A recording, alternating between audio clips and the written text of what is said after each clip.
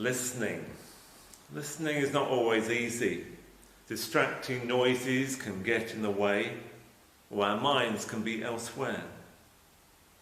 How many times has someone said to you, "You're not listening"? It's not just because we may be hard of hearing. It's all the other stuff going on in our minds that can block out what we should be listening to. I want you to spend a moment this morning listening to the sounds around you. But first, listen to a very short recording Anne Wilkinson made from the meadow at Wycombe Church. If you listen really carefully, you'll hear the sound of a very special bird. And then after that recording, I want you to spend a minute being quiet as is possible, to listen to the sounds around you. During that minute of silence, we'll see some photos that were taken in January last year, pre-COVID, in a garden in Stoke Poges, when I shared in a morning of quiet reflection. Nature stilling us, enabling us to listen for the Creator.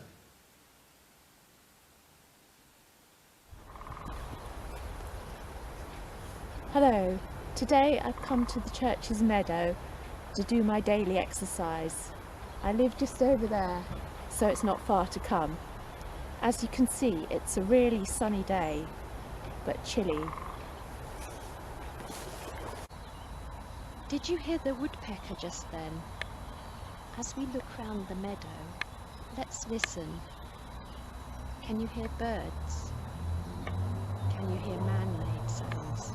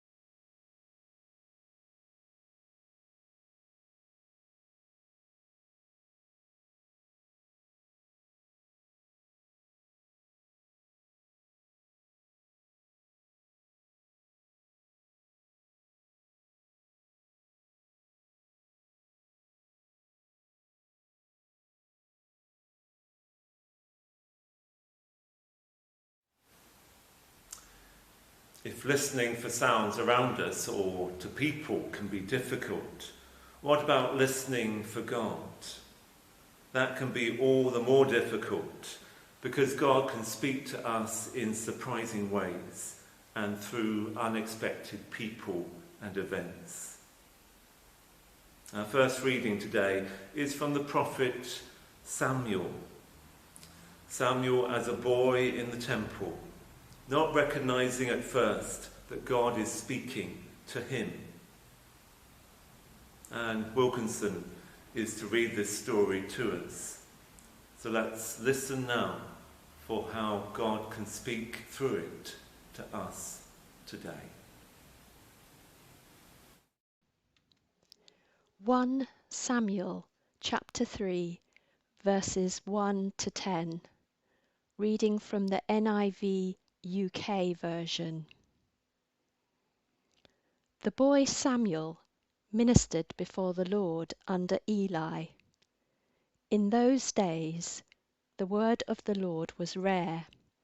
There were not many visions.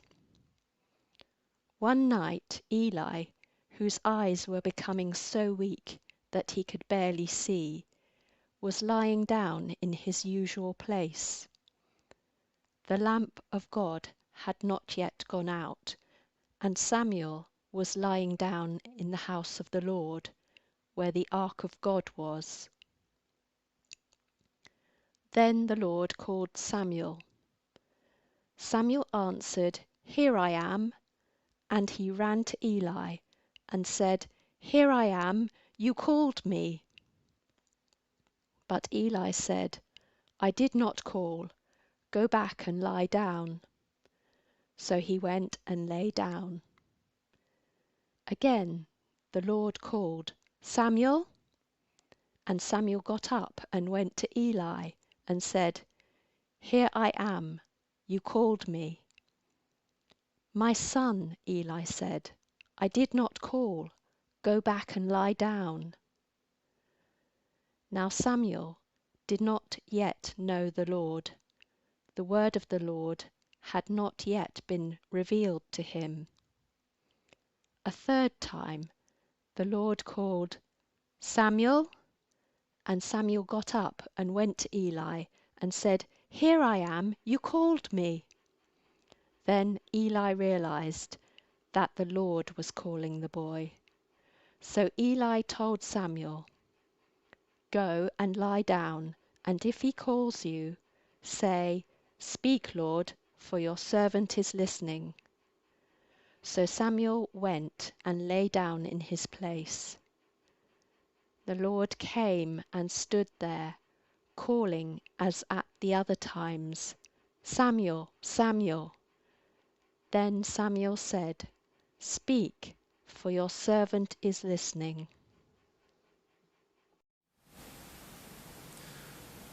And a reflection on that reading written by Ian Foston for the Prayer Handbook, entitled "Listening for Your Voice." God of wisdom and truth, there are times when my world seems overloaded with opinions. Any event is ripe for comment and analysis. Every well-intentioned effort is open to scrutiny and relentless seeking after fault. But I also know that opinion is rarely untainted and objective, and criticism is rarely the place where wisdom can take root and flourish. How I long to hear, amidst the clamouring commentators, your voice, speaking soft yet clear, as once you called to Samuel in the night. Speak, Lord, and may this servant too be ready to listen.